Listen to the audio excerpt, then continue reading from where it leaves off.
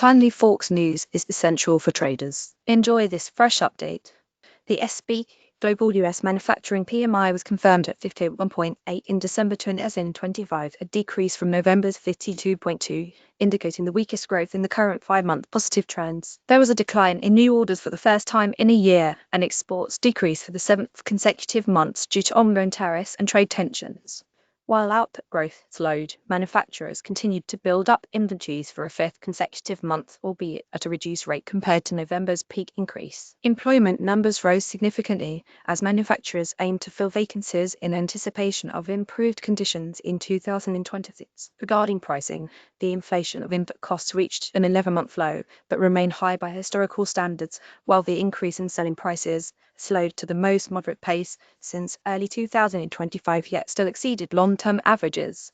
Overall business confidence declined, influenced by weaker order inflows and ongoing uncertainties related to tariffs and trade policies. The material has been provided by robotfx.org. Protect profits effectively with the Smart Trailing Stop Expert Advisor.